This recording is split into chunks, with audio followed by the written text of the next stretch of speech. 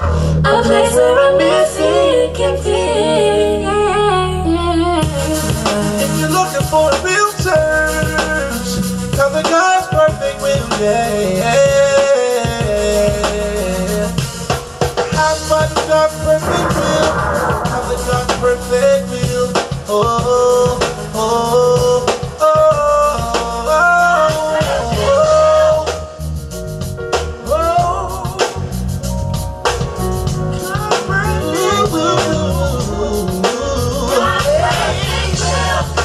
Come on over, come on over, come on over, come on over, come on, come on, come on, come on, come on.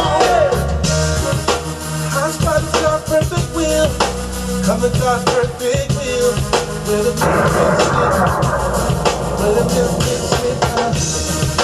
come to God's perfect will, if you're looking for a will.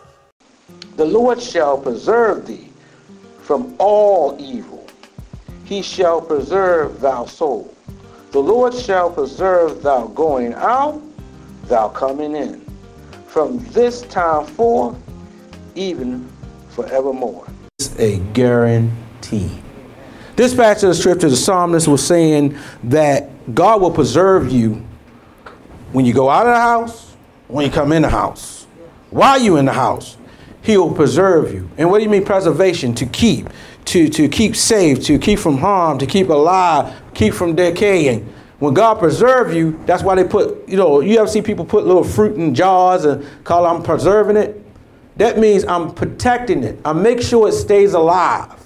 And God said, I promise you that I will preserve you wherever you go out, wherever you come in. While you're out, God will protect you. And God is a protection, not from just enemies, from our own self, from our own mind, from elements that goes out there. You're always protected. Because you could be just as crazy in the house as you are outside of the house. Because most people, you'll find out how crazy you are as long as they stay.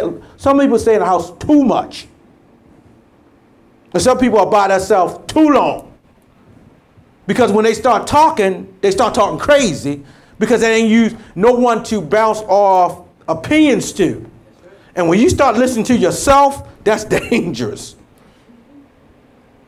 I try to talk to people because, as a leader, much as I know, God will isolate you so you can hear his voice. Yes. But then you start coming up with your own philosophies. So you got to get around people to bounce off your opinion on, to see it, to measure and gauge whether you sane. That's right. And so sometimes when you're by yourself, you develop your own sense of righteousness. That's why it's always good to get out and conversate and see other people's perspective so you can learn and development. But God is preserving you so you can grow. Everybody needs preservation. I don't care what you need. A dog need a dog house. A bird need a nest. Somebody needs a place to go, and everybody needs maintenance.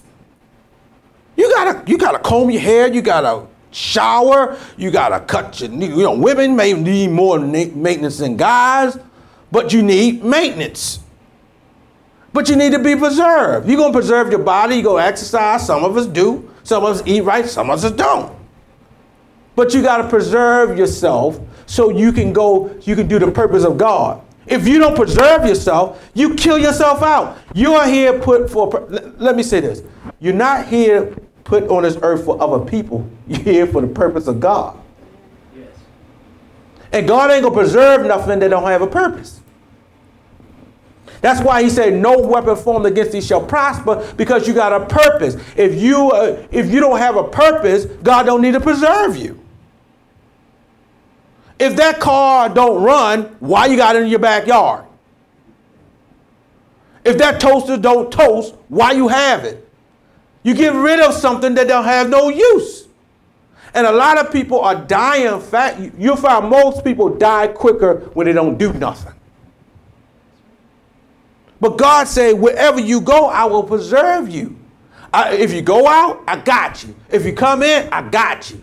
I guarantee that you will make it if you stay close to me, if you stay in a relationship with me. And people don't understand there's a difference between a guarantee and a warranty. There's a big difference.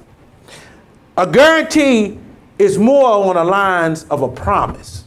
That if this, like any item you buy, guarantee if it break down, or if it stop, or if something part comes off, we will replace it, or you'll get a whole new apparatus.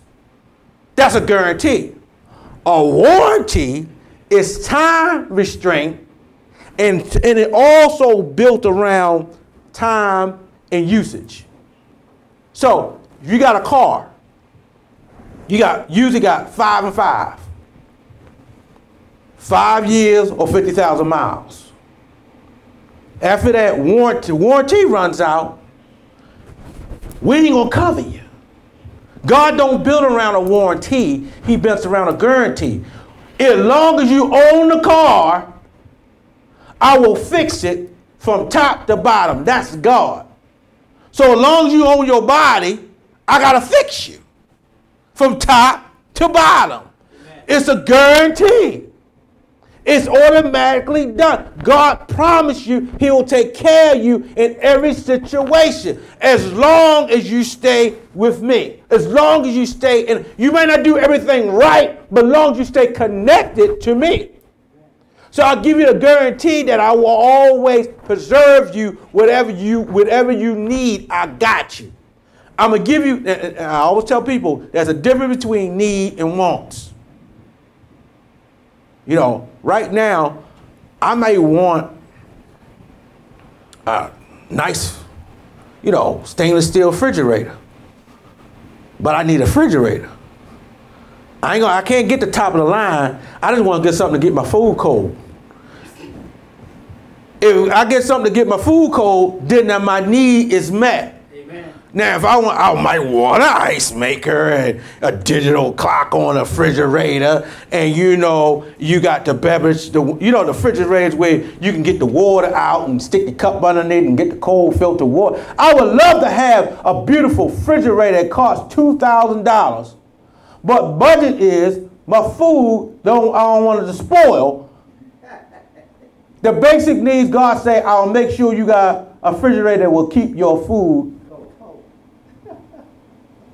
And see, what we get mixed up with want and need. He said, I don't supply your wants, I supply your needs. But if you seek me, if you seek the kingdom of heaven first, all these things shall be added to you. He'll give you your heart's desires because you focus on me, and while you working for me, if you take care of my stuff, I'll take care of your stuff. Yes. See, a lot of things we're taking care of that God can, but we don't give it to him. But it's a guarantee. And people don't understand, a soul is a guarantee, a body is a warranty. Souls will never die. Guarantee. Guarantee you ain't gonna, let me say this. Everybody in this room will live forever. Everybody in this room will live forever. Your body won't, but you will. And your soul is, just imagine, people tell people, souls are the windows, your eyes are the windows of your soul. So what you see out here is not you. This is just what you see. But your soul will remain alive. You're a three-part being, body, soul, spirit. All souls are God's. And God say, fear the one that can don't fear the one that can just kill your body and not your soul, but fear him that can kill both body and soul. Yes. And that's only, the devil can't kill your soul. He could try to go after your body, but only God can kill the soul. And God say your soul will live on, but it depends on where you're going to live. Soul sinners shall surely die. Guarantee. Guarantee. Pride becomes before the fall. Guarantee. It's guaranteed. Whatever you sow, you will reap. Guarantee. And even though you don't see it, it's going to happen. Some of us are paying for bad mistakes we made and bad decisions now. You know the worst thing God could give man? Free will. Well, Pastor, why people die? Free will. Why children starve? Let me say this. If man will obey God, there will be no diseases. There will be no hunger. There will be no sickness. If people start stressing out, I found out 75% of most bodily ailments come from stress-related issues. You know how sickness would calm down? If everybody would regulate and everybody would, like we was just talking, if your job was tell people to wear the gas masks and work in right conditions, people won't get cancer. If the world would obey God for real, you know why back in this day that most women died from childbirth? Because one doctor found out the doctors wasn't washing their hands. And a lot of women died from childbirth because of bacteria. Once one doctor came up with doctors washing their hands, you know, women's survival rate went up almost 30 to 40%. That is incredible. Because what? We die by the lack of knowledge and we don't know how to preserve one another. You know what? Now let me say this. Now relationships, now new study, most marriages end up in 52% end up in divorce. We're not half no more. Why? Because we are not preserving one another because we're not taught to serve. We taught to be service. So the new generation is taught to get and not to give. And when you teach your child to be selfish, that's why people don't make it. When you're dealing with relationships, dealing with partnerships, dealing with business, it has to be a partnership in anything you do. It has to be an exchange of ideas, thoughts, money. And when you got selfish folk don't serve, they don't get, and if you don't serve, you don't get preserved. Because why should I give blessings to a person that's going to keep it all to themselves? God gives wealth so you can give it out. God don't make you rich so you can hoard it and keep it. He gives you finances so you can bless others and so you can be a blessing to other people. I tell people Christmas is not for your gift. It's not your birthday, it's Jesus. And he's so gracious to give you a gift on his birthday. He shares his birthday with the whole world. But what will we do? We take the gift of God and make it selfish. But God takes that and he gives us a guarantee. Everything you do, let me say this. If God says, if you keep your mind stayed on me, I'll keep you in perfect peace, guarantee. If you sow, you will reap, guarantee. Those who tithe get blessed. Those who don't get cursed. Guaranteed. People say, well, Pastor, I don't believe that. Let me say this.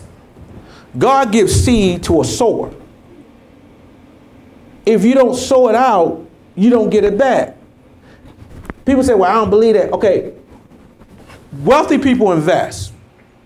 If you don't put out money, you don't get money back. We worry about what you lost, but you don't think about what you gained. So when you give to God, God promises you to give you 100% blessing return. Most people, when invest, they only get 3%, 4%. If you're talking about more than 10% of anything return, you're talking about some straight up money. But what system will ask you to give them 10 out of your 100, and then I'm gonna bless you back another 100 off the 10 you gave? So let's look at a dollar amount. If I got 100 and I give God 10, and God said I'll bless you 100-fold, that means I have 190. What kind of return you get? Who does that? And God don't want your money, he wants your trust. Yes. Because your money is your treasure. And if that's important to you, then God said, give me that. If people say money ain't important to me, okay, let me say this. Money makes things go around. If I had the money, we wouldn't be in here. Hi, I'm Pastor Terry Allen, and if you're looking for a real church, come on out to God's Perfect Will Ministries, where you'll be welcomed with an intimate environment, a spirit-filled atmosphere. The Word of God is preached in love. Also visit us on our website for exciting upcoming events and announcements, and you can join us as a covenant partner. Always remember, God's Perfect Will Ministry, a place where a misfit can fit. Now back to the message. If I had the money, when you got wealth, you buy congregation and people. People say you can't buy. I mean, money brings power, and power brings money. Well, people say, what do you mean? Okay, if I don't have power, then I can buy power because I can buy somebody with the power. Call a government. Call running for office. They don't run for office. The president spent almost $90 million to get into a job that may pay $500,000 a year. Did that make sense? I would have took the $90 million and say, see ya. But it's not about money with him. It's about power. Now, say for instance, well, what if you got power and no money?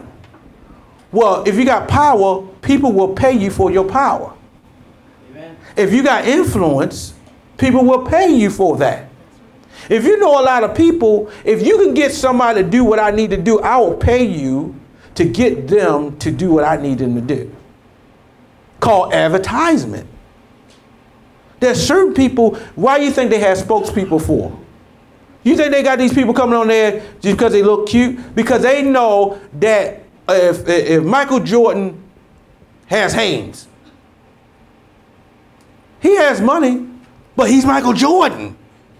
And if Michael Jordan wear these drawers, I'm going to wear them too. He has influence. And so you will just buy the underwear because he wears them. If certain people wear certain makeup, you'll buy them, or she wears it, I'm going to wear it. Because I'll look like her. No, you won't. But that's the sale. But that's a guarantee that that will happen. A lot of things in our life are just guaranteed. And a lot of people don't understand that when you buy a package, you always look for a warranty or guarantee on it, don't you? People always promise you certain things.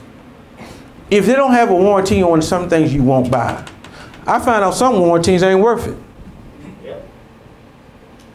Some warranties don't work.